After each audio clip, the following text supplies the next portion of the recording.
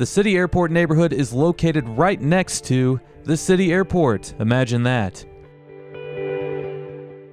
The airport neighborhood is surrounded by a couple of large cemeteries, the Forest Lawn Cemetery, and you can see the very far southern portion of the larger Mount Olivet Cemetery on top of the map.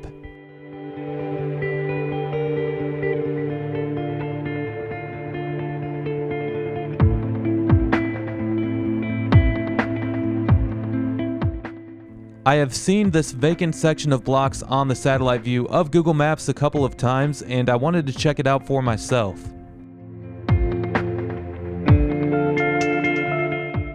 I will soon get into what the city plans on doing with this neighborhood. I will get all into that, but first, go ahead and just soak in what this neighborhood really looks like and the vibe that it brings.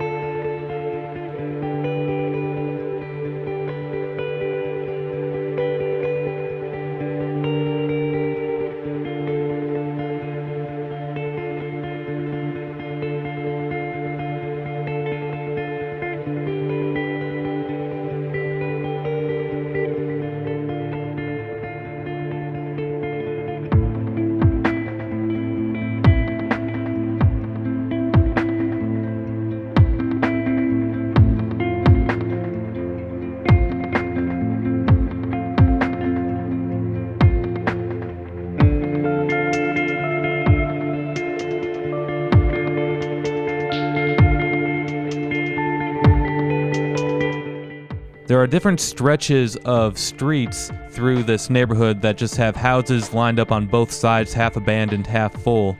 And right here we see a really cool church that's actually still in use.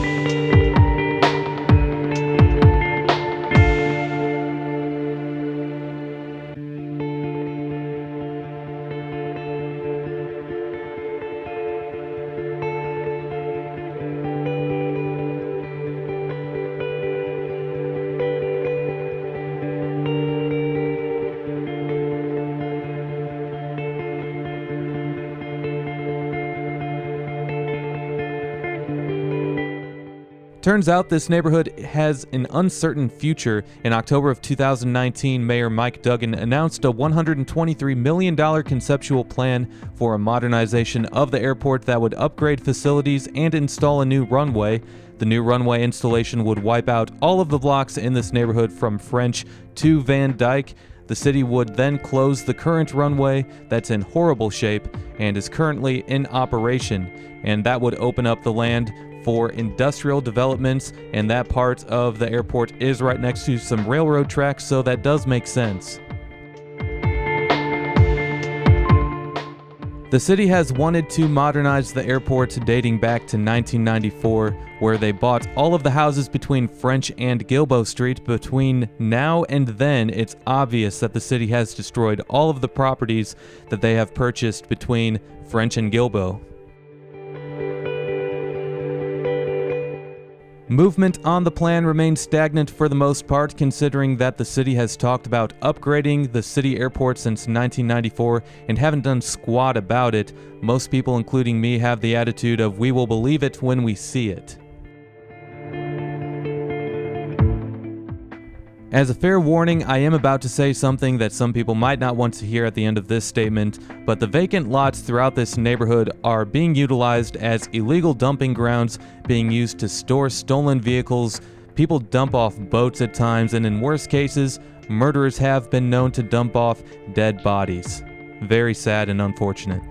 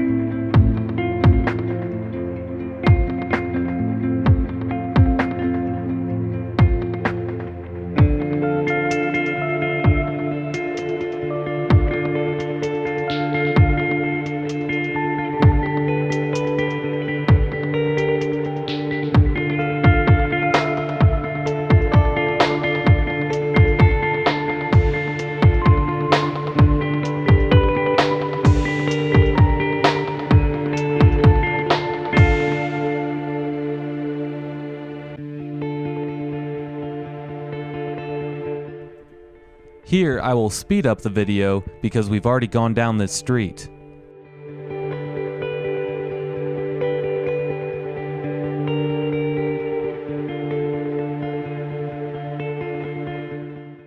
Homes that have survived the city's blight removal program in this neighborhood have often been lit up in flames. Arsons have historically been a huge problem in Detroit since its downfall in the 60s, even to this day. For that and the city buying out the eastern column of blocks, more than 70% of the properties in the city airport neighborhood are vacant, while nearly half of the houses that are left standing have now been boarded up and abandoned.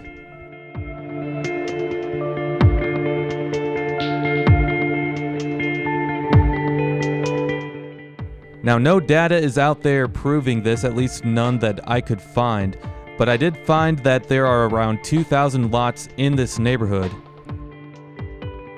These were all family-sized homes, and if you estimate 3 people on average per household, you would get around 6,000 people that called this neighborhood home at its peak.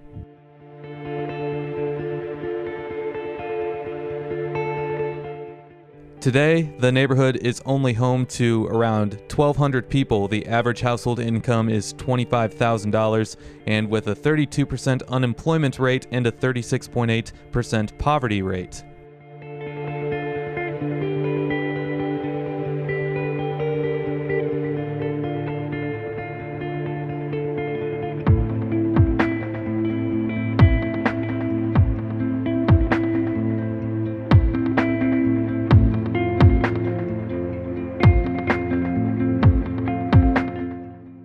Now, one property that really stood out to me is the abandoned Holy Name of Jesus Elementary School and the school auditorium that is right behind it.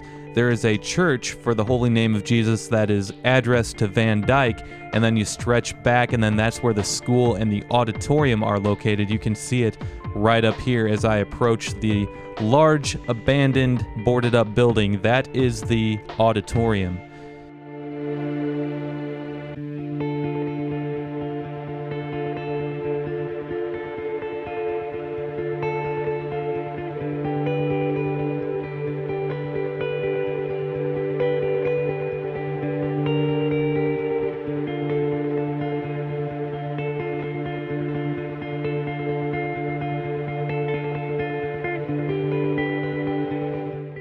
I actually ended up deciding to drive back here when I was in the middle of editing the video, and I wanted to film some of the outside of this building because I thought it looked very interesting.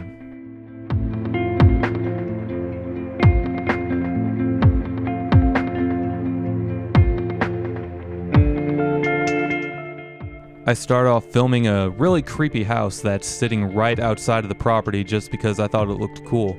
But now we go ahead and transition to the school and the auditorium. You know, the auditorium is interesting because in 1966, it held a funeral mass for former U.S. Senator Patrick McNamara, where he was then buried at the Mount Olivet Cemetery just north of here, and President Lyndon B. Johnson was in attendance of the funeral. And up ahead, while I am shooting some B-roll, there's actually a plane that is about to take off, and it was very loud, so I'm going to go ahead and stop the music real quick so you can hear how loud that was. You probably won't be able to tell how loud it was from that, but here it is nonetheless.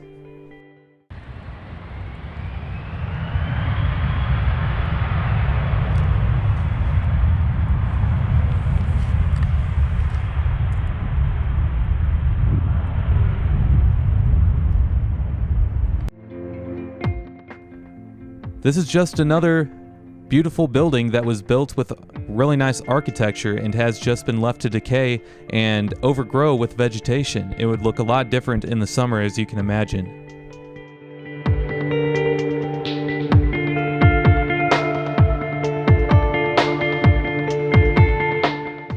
Apparently, this school was built in 1919 and the school closed in the 1980s. We are on the school side of the property while the church is right off of Van Dyke on the other side and has been in and out of use over the years.